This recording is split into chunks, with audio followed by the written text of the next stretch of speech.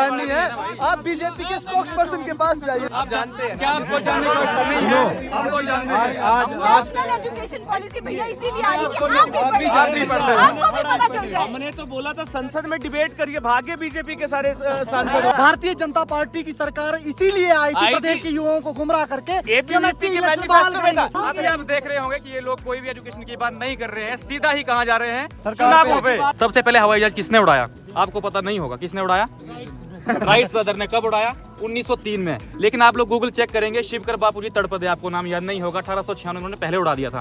तो कौन सा इतिहास हम पढ़ रहे थे और क्या पढ़ने की जरूरत है? सड़कें कहाँ हैं प्रदेश में? हमें तो सड़कें दिखती नहीं, गड्ढे हैं इस प्रदेश में, सड़कें नहीं बची हैं। खुद कहता हूँ कि एनएसयूआई एक पिछड़ाकू संगठन है। क्यों? इसलिए क्योंकि हमारे को गोडसे के विचारों के साथ चलने में झिझक है। देश के प्रधानमंत्री किसी पार्टी के रिप्रेजेंटेटिव। मैं पूछना चाहूंगा कि भारत के जो युवा हैं उनको क्या पढ़ना चाहिए कि अकबर महान था या महाराणा प्रताप महान थे, उनका आइडल अकबर होना चाहिए या महाराणा प्रताप होना चाहिए? नमस्कार। पहाड़ों में ठंड का मौसम आ गया है और इसी ठंड के बीच चुनावी गर्माहट भी है। मैंने अपनी जैकेट पहन ली है और चुनाव आयोग ने कल तारीखों का ऐलान कर दिया। 12 नवंबर को हिमाचल प्रदेश में वोटिंग होनी है। जैसे ही यह ऐलान हुआ, एबीपी लाइव की टीम हिमाचल प्रदेश विश्वविद्यालय में मौजूद है। युवाओं से बात करने तमाम युवा साथी हमारे साथ हैं।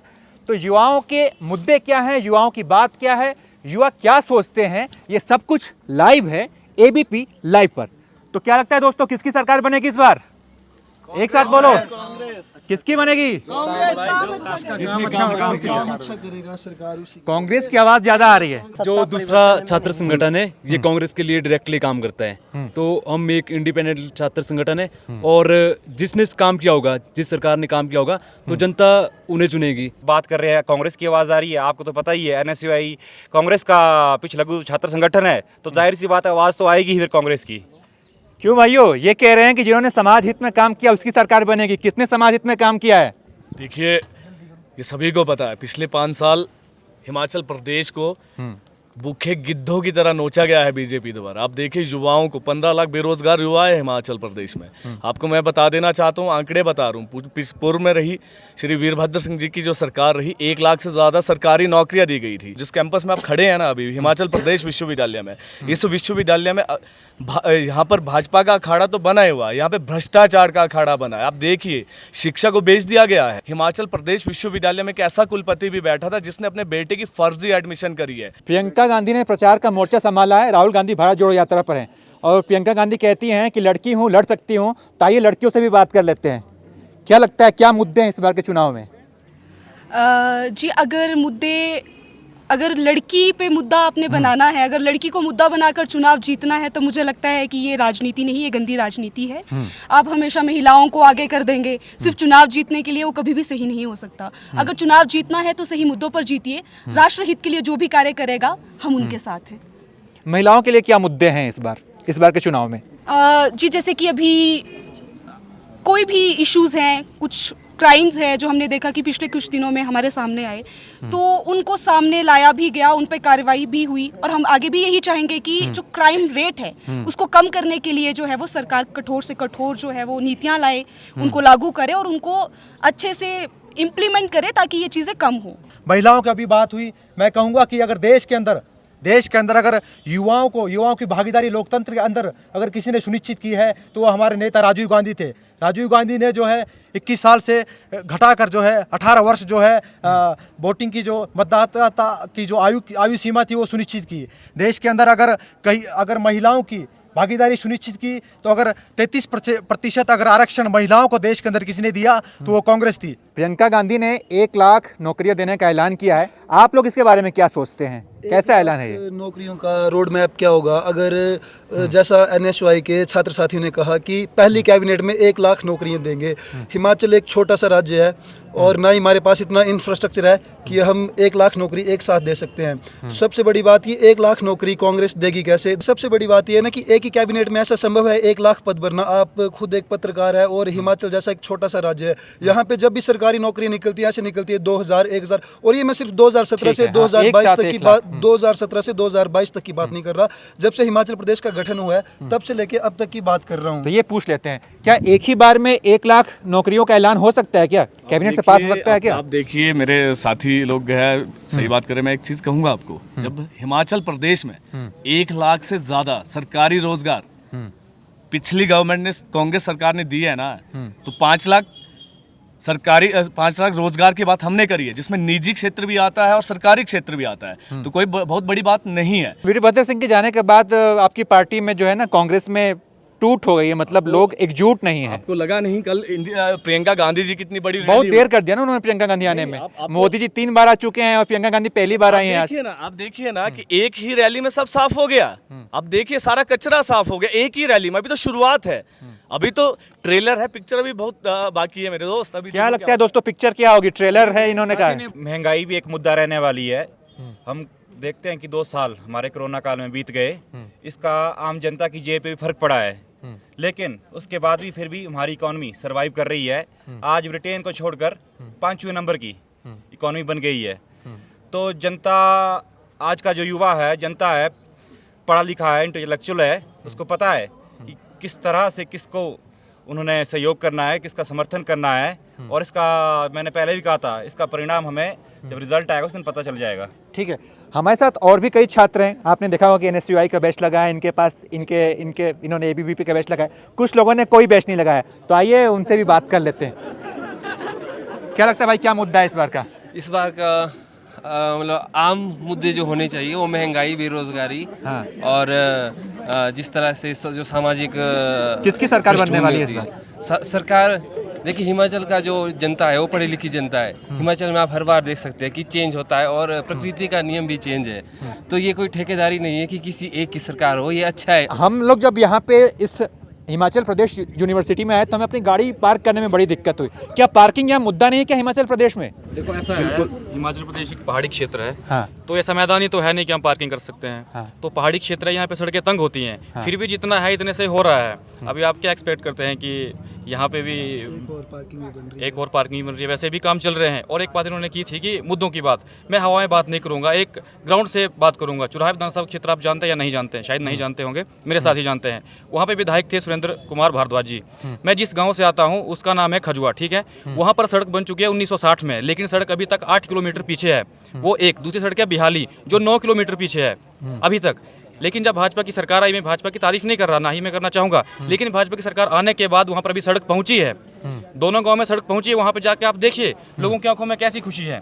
लेकिन इस प्रकार से जो हवाई बातें हैं, एनएसयू के छात्र संगठन आप देखेंगे पूरा साल तो दिखते नहीं है, लेकिन अगर कहीं पर इलेक्शन होता है, अगर कोई इनका एमएलए जीतता है तो यहाँ चौक पे पटाके ये 2-2 हज़ार के फोड़ देते हैं। प्रदेश की सड़कों से आप लोग संतुष्ट हैं? सड़कें कहाँ हैं प्रदेश में? हमें तो सड़कें दिखती ही नहीं है, गड्ढे हैं इस प्रदेश में, सड़कें नहीं बची हैं। हमारे को सोचना पड़ेगा। सबसे पहले मैं इनका 1-2 जवाब दे देना चाहूँगा। मैं खुद कहता हूँ कि एनएसयूआई एक पिछड़ागु संगठन है। क्यों? इसलिए क्योंकि हमारे को गोडसे के विचारों के साथ चलने में झिझक है। अगर हम गांधी और नेहरू के विचारों के साथ चल करके भारतीय राष्ट्रीय कांग्रेस का पिछड़ागु संगठन कहलाते हैं। हम गर्व से कहते हैं कि हम गांधीवादी छात्र संगठन, नेहरू और गांधी की आइडियोलॉजी के पिछड़ागु संगठन है। अगर ये हमारे लिए शेमफुल बात होगी तो हम इसके लिए प्राइड फील करेंगे, सबसे पहली बात। दूसरी बात, इन्होंने चुनाव विधानसभा की, जिस विधानसभा क्षेत्र से ये आते हैं उसी विधानसभा क्षेत्र से मैं भी आता हूँ। तो वर्तमान परिस्पेक्टिव से प्रदेश में कोई सबसे ज्यादा भ्रष्टाचारी विधायक है, कोई सबसे ज्यादा अनएजुकेटेड विधायक है डॉक्टर होने के बावजूद, तो वो डॉक्टर हंसराज जी हैं। जो प्रदेश में पत्थर घोटाला हुआ, जो महिलाओं के साथ चैट वायरल की गई। जी, एक बात जो ये महिला कर रहे हैं, मैं भी एक प्रश्न पूछना चाहूँगी। एक तो ये भारत जोड़ो यात्रा, ठीक है, जिन्होंने पहले भारत तोड़ा, अब वो भारत को जोड़ने की बात कर रहे हैं। मुझे समझ नहीं आ रहा कि कौन से भारत को जोड़ने की बात कर रहे हैं। दूसरी बात, ये जो बात कर रहे हैं महिलाओं के साथ छेड़छाड़, ये आप देखिए, प्रतिभा जी हैं, खुद एक महिला है, वो कहती हैं कि गुड़िया कांड जो है वो एक छोटी सी बात थी। और हमारे लिए हिमाचल प्रदेश के लिए सबसे शर्मसार करने वाला विषय अगर कोई था तो वो गुड़िया का विषय था, जिसके लिए आज भी हम लड़ने को तैयार हैं। और वो आके कहती हैं कि ये छोटा सा विषय है। क्यों भाई, आप लोग बात है महिलाओं की ना, तो आप अगर एक ही, ठीक है, जहां महिलाओं के साथ गलत हो रहा है वो बीजेपी कर रही है, कांग्रेस कर रही है, कोई और पार्टी कर रही है, हम उसका विरोध करेंगे। अगर हंसराज जी ऐसा करते हैं तो हम उनका विरोध करते हैं। लेकिन क्या प्रतिभा जी की इस टिप्पणी पर ये कोई टिप्पणी करते हैं? या आज तक इन्होंने कोई टिप्पणी की? क्या आज तक इन्होंने कोई प्रोटेस्ट उस पर किया है? ऐसे तो गुड़िया गुड़िया का नारा तो बहुत लगाया सबने। आपके अधीर रंजन चौधरी ने भी कह दिया था राष्ट्रपति को राष्ट्रपत्नी, प्रोटेस्ट किया था आप लोगों ने। आपको हम क्लियर कर दें कि अगर अधीर रंजन चौधरी जी ने राष्ट्रपति को राष्ट्रपत्नी कहा था तो आपको ये भी जानकारी होगी कि उन्हीं अधीर रंजन चौधरी जी ने स्पेशली लेटर लिखा था और माफी मांगी थी। जहां तक बात गुड़िया रेप कांड की हुई है, सबसे पहले तो हमें बड़ा दुख है, सबसे बड़ा बहुत दुख है हमारे को कि सिर्फ अगर किसी ने गुड़िया रेप कांड पे जो है राजनीतिक रूप से रोटियां सेकने की बात की है तो भारतीय जनता पार्टी उसके फ्रंटल ऑर्गेनाइजेशन ने की हुई है।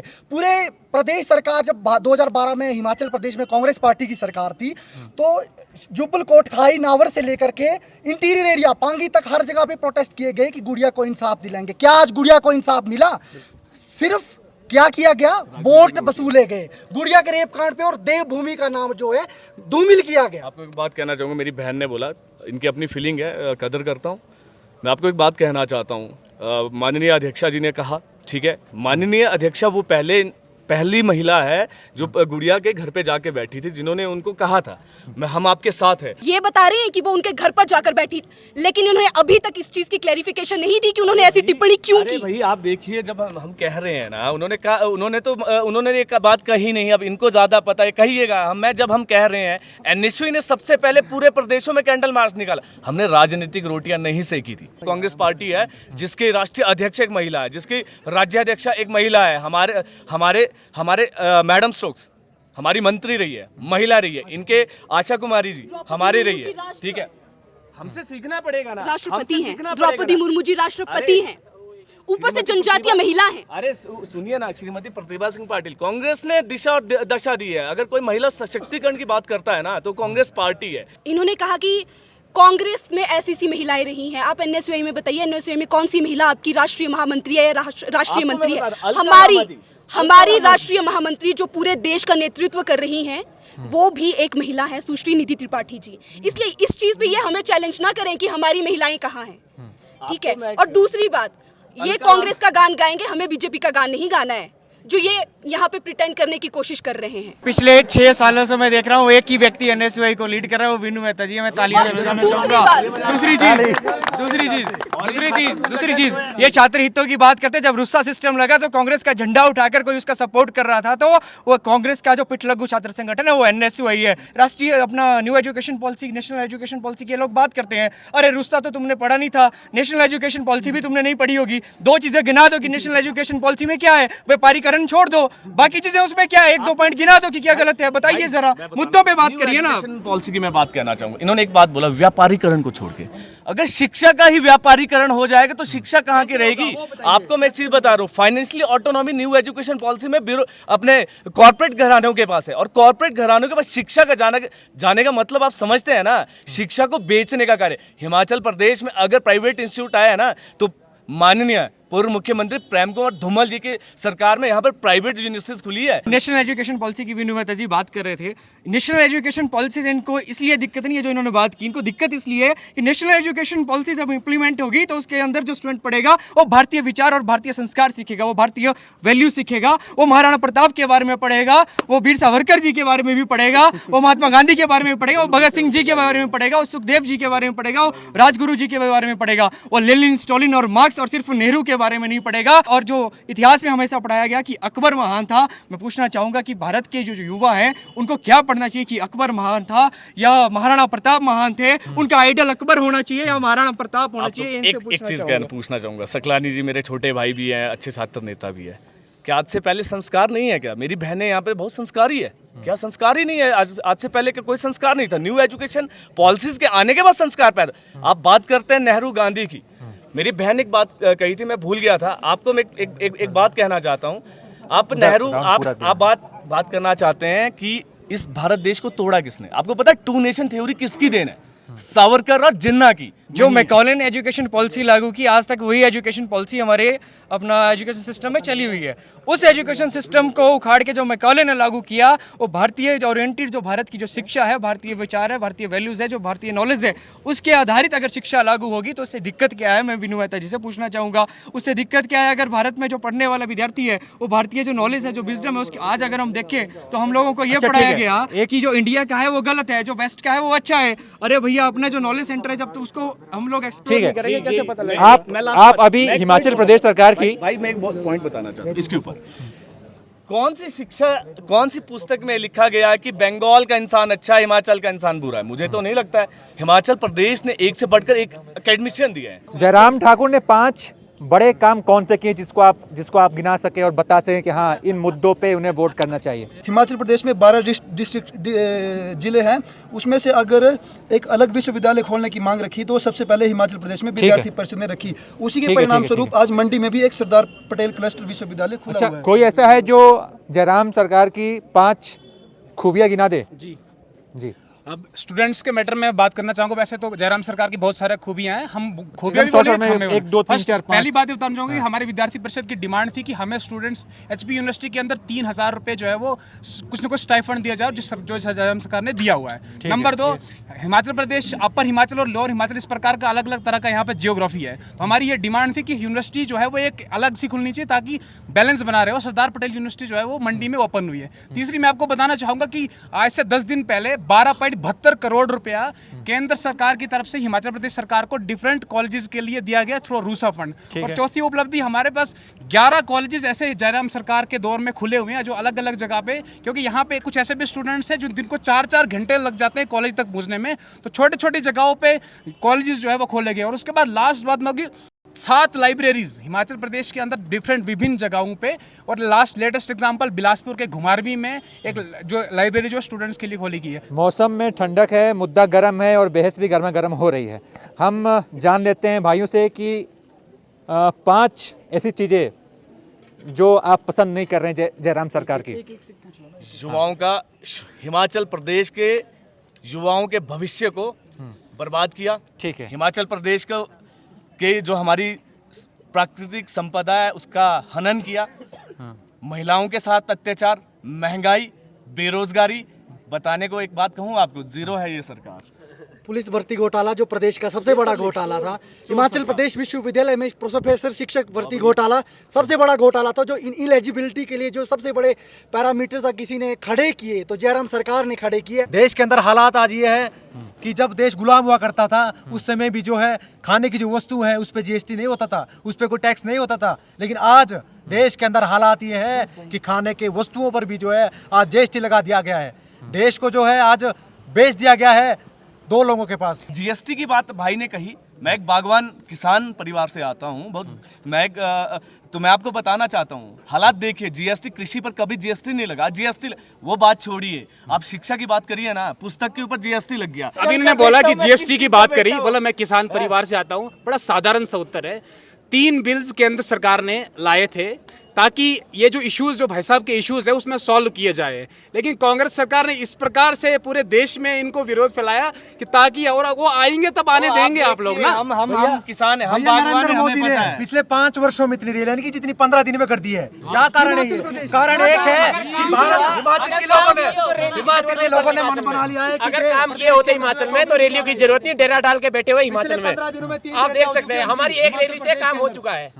सर आप कुछ कहना चाहेंगे? देखिए ऐसा है, मुझे लगता है जिस तरह से कांग्रेस का शीर्ष नेतृत्व कंफ्यूजन में है, उसी तरह इनके कार्यकर्ता लोग भी है। हिमाचल में जो एक होता था कि 5 सालों बाद सरकार बदल जाती थी, लेकिन इस बार ऐसा हो रहा है पहली बार। मतलब जो एक तरह से बीजेपी भी इस तरीके को आगे आ रही है कि हमने परिवर्तन कर, मतलब जो है रिवाज बदलना है। तो जो रिवाज बदलने का कंसेप्ट जो चला हुआ अभी दिख रहा है कि रिवाज बदलता दिख रहा है। आप लोगों को क्या लगता है भाई, हुए सारे किसकी सरकार बनेगी? कौन सरकार अच्छी है? कांग्रेस वाली सरकार अच्छी थी कि बीजेपी की सरकार अच्छी है? सरकार चाहे जो मर्जी हो, जो भी जनता के हित के बारे में सोचेगी वही सरकार बनेगी। ठीक है, तो ये हैं हिमाचल प्रदेश यूनिवर्सिटी के युवा जिन्होंने अपनी बातें रखी, जिन्होंने अपने मुद्दे बताए। अब इनकी बात सुनने के बाद ये समझना कोई रॉकेट साइंस नहीं है कि हिमाचल प्रदेश में क्या मुद्दे हैं और किन मुद्दों पर वोटिंग होनी है और किसकी सरकार बनेगी। अगर आपने इन युवाओं की बातों को सुना है, समझा है, उनके मुद्दों को जाना है, तो आप ये अंदाज़ा बड़े ही आसानी से लगा सकते हैं। तो इस वीडियो में इतना ही। बाकी तमाम अपडेट्स के लिए आप देखते रहिए ABP लाइव।